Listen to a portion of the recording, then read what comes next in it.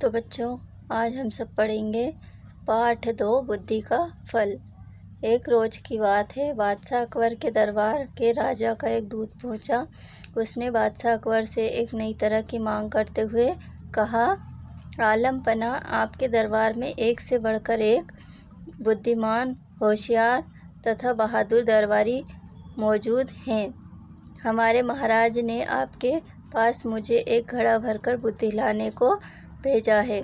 हमारे महाराज को आप पर पूरा भरोसा है कि आप उसका बंदोबस्त किसी न किसी तरह से जल्दी ही कर देंगे। यह सुनकर बादशाह अकबर चकरा गए। उन्होंने अपने मन में सोचा, क्या बेतुकी मांग की है। भला घड़े में बुद्धि का बंदोबस्त कैसे किया जा सकता है। लगता है लंका का राजा हमारा मजाक बनाना चाहता है।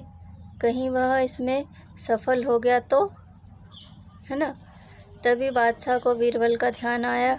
वे सोचने लगे, शायद यह कार्य बीरबल के बस का भी ना हो, मगर फिर भी उसे बताने में बुराई ही क्या है।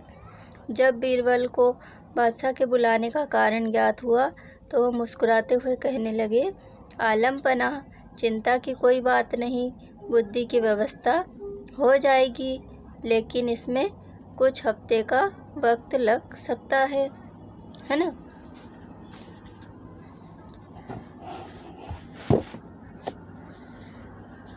बादशाह अकबर बीरबल की इस बात पर कहते भी तो क्या, बीरबल को मुंह मांगा समय दे दिया गया। बीरबल ने उसी दिन शाम को अपने खास नौकर को आदेश दिया, छोटे मुंह वाले कुछ मिट्टी के घड़ों की व्यवस्था करो। नौकर ने फौरन बीरबल की आज्ञा का पालन किया।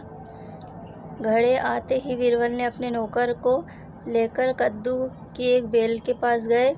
उन्होंने नौकर से एक घड़ा ले लिया। बीरबल को एक कद्दू के फूल पर उल्टा रख दिया।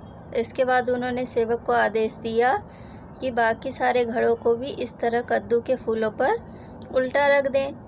बीरबल ने इस काम के बाद सेवक को उन घड़ों की देखभाल सावधानीपूर्वक करते रहने का हुक्म दिया और खुद भी वहाँ से चले गए।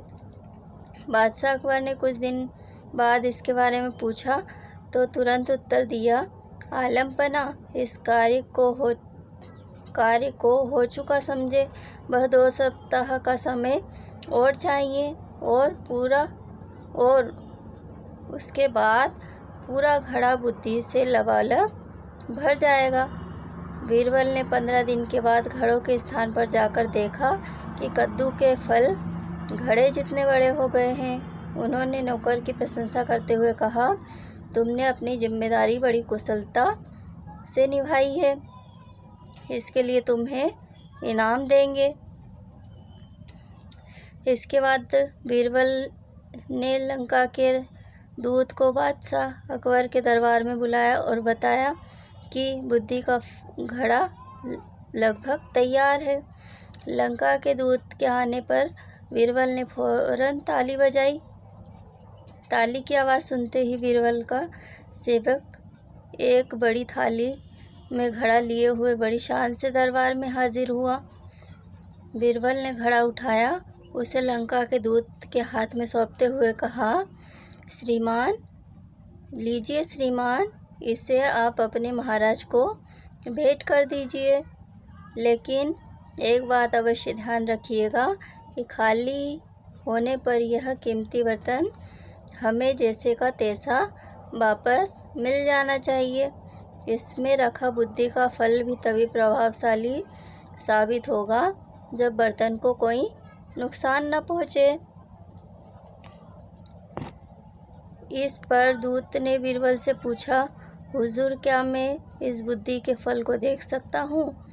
हाँ, जरूर, बीरबल ने अपनी गर्दन हिलाते हुए कहा। और हाँ, अगर आपके राजा को कुछ बुद्धि की आवश्यकता पड़े तो ऐसे 5 घड़े और हमारे पास तैयार रखे हैं। परेशान होते हुए दूत ने मन ही मन सोचा, हमारी मति मारी गई है। भला हमें भी क्या सूझी बीरबल का कोई जवाब नहीं। भला ऐसी बात मैंने सोची भी कैसे। घड़ा लेकर दूध जाते ही बादशाह अकबर ने अपनी उत्सुकता को न दबा सके। वे फौरन बोल उठे, बीरबल बुद्धि का फल हमें बताओ। अभी अभी तुम कह रहे थे इसे 5 घड़े और रखे हैं। अभी मंगाए देता हूँ आलमपना, बीरबल ने उत्तर दिया। बादशाह के कहते ही घड़ा मंगा दिया गया। जैसे ही उन्होंने घड़े में झाँका तो उन्होंने पूरा का पूरा घड़ा कद्दू से भरा पाया। देखते ही बादशाह को हंसी आ गई। वे बीरबल की पीठ ठोकते हुए कहने लगे, मान गए भाई, तुमने भी बुद्धि का क्या शानदार फल पेश किया है। लगता है इसे पाकर लंका के राजा बुद्धिमान होने में तनिक भी देर नहीं लगेगी। अगर आपको इसके प्रश्न उत्तर चाहिए तो चैनल को सब्सक्राइब करें, लाइक करें और कमेंट में ज़रूर बताएं कि आपको इसके प्रश्न उत्तर चाहिए, ताकि मैं अगला वीडियो बना सकूं।